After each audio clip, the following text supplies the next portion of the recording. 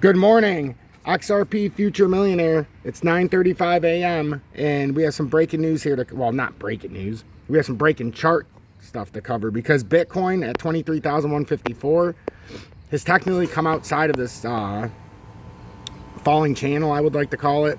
But I mean, it looks to be a very, very tiny clandestine little move, but we did get some volume push out to get us into this area. I mean, it's pathetic volume, but it's still volume.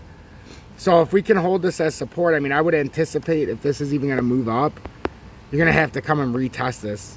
But we could have a little move here on Sunday. You see the bearish W, that's a bearish Gartley that formed. So once it finishes this, it's going to be over likely. It might come back and consolidate to 22,991 if it wants to try to push up. But I would love to get a short position somewhere and ride it down to the bottom. I'm getting bored of the market.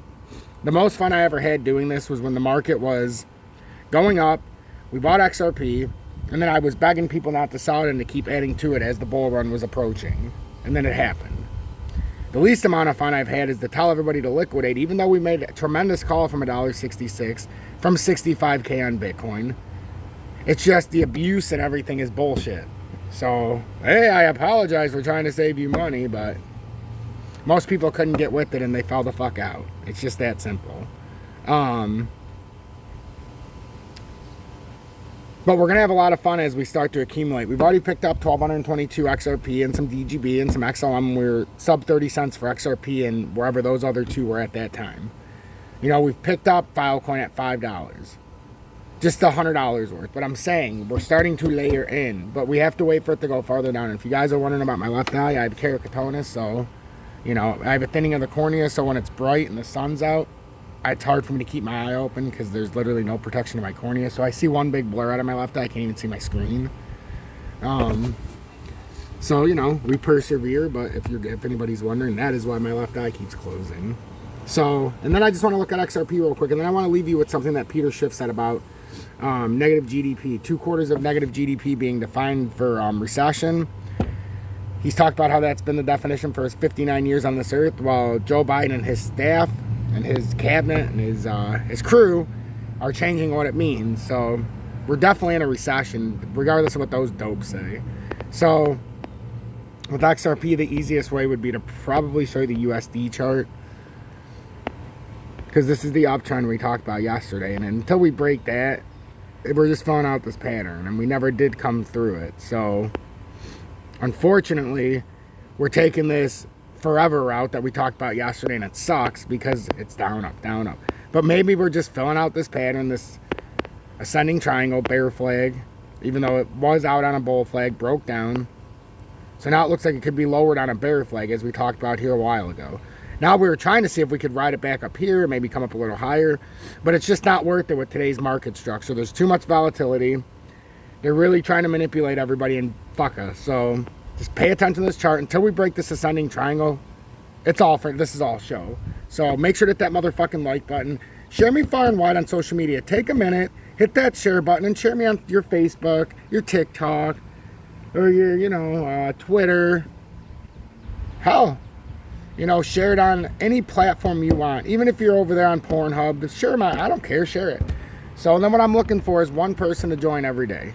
If one person joins my show, I'm very happy every day. Looking for new members of Tom's Army, get the exclusive Telegram. And if you want to join the #1 copy trading service, join me over on BITGET. Look in the video description below and click on my partner link. I'm an ambassador on BITGET. I'm going actually to Texas to the esports convention. I was doing some BlackRock research this morning. But I will be going to the esports convention as a BitGet ambassador. So I'm going to be here in Arlington, Texas. So I'll be there on the 11th. I'm flying in. Be there the 12th, 13th, 14th in a booth by myself, representing BitGet. One of 2 people from the USA to do this. So like I said, I'm not an affiliate with BitGet. I didn't ever want to be an affiliate with anybody. They made me an ambassador to BitGet. So basically I am I guess you could call it a brand ambassador, whatever you want to call it, but I'm a BitGet ambassador, and I'm going to this event, and I'm going to be covering it live. So eat your heart out, everybody, because this is going to be huge for the show. So I appreciate the support. And if you join Tom's Army, I had to find a way to pay it forward because so many people joined for a while. that I joined this Telegram for everybody who joins Tom's Army, and now we have 257 members in there. So stay blessed, everybody, and I'm going to take you out with Peter Schiff. Target in the first place. The Fed initially told us that the reason they needed 2% inflation was to make sure there was enough. And go follow Peter Schiff on YouTube. He's going to give you great financial advice. You're going to understand the market, and you're going to understand the GDP. You're going to understand the recession we're coming into, and you're going to understand the reality of crypto, the stock market, and also the commodity and precious metals markets.